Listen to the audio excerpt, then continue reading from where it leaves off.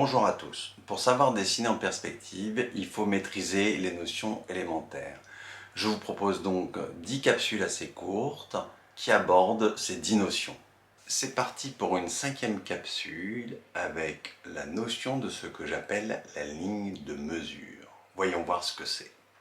Repartons ensemble dans le panorama et cherchons l'intersection entre la direction du regard au sol et le plan de tableau. À cette intersection, nous traçons une verticale. Il s'agit de la ligne de mesure.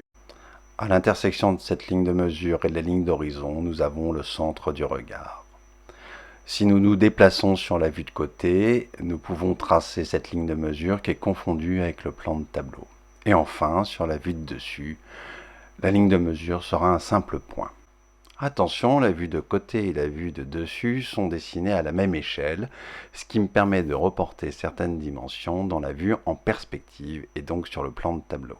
Grâce à la vue de dessus, je peux passer une verticale qui passe par l'intersection du plan de tableau et de la ligne de vue, et je peux tracer dans mon plan de tableau cette ligne de mesure.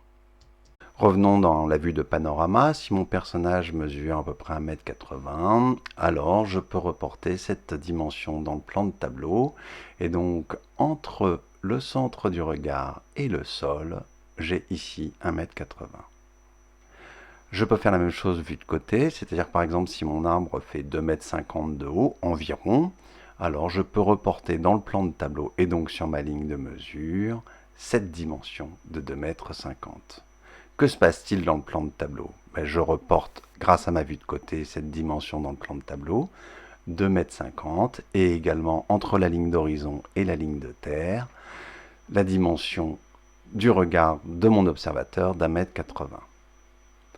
Dans le plan de tableau, il faut retenir que sur la ligne de terre et sur la ligne de mesure, nous sommes capables de reporter les hauteurs mesurées dans la réalité.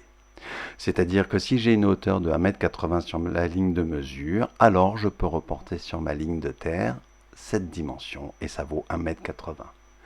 De même, sur la même logique, je peux reporter la dimension de 2,50 m sur ma ligne de mesure sur ma ligne de terre. Et inversement, sur la ligne de terre, si je prends le milieu d'1,80 m, je peux reporter ce milieu sur ma ligne de mesure.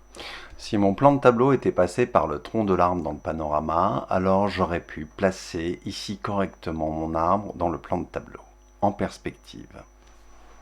Revenons dans le panorama et plantons un arbre de sorte que son tronc soit confondu avec le plan de tableau. Je peux reporter directement sa hauteur de 2,50 m sur le plan de tableau.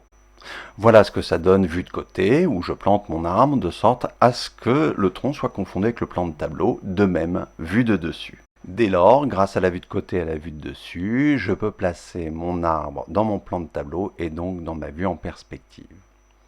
Il reste à savoir exactement où se situe l'arbre, plus ou moins à droite ou à gauche. Pour cela, je vais m'aider de la vue de dessus, je vais descendre une verticale qui correspond et qui passe par le tronc de l'arbre vue de dessus, et je vais pouvoir positionner mon arbre sur mon plan de tableau. Il reste à trouver maintenant la position du deuxième arbre. On verra ça avec les autres notions de perspective.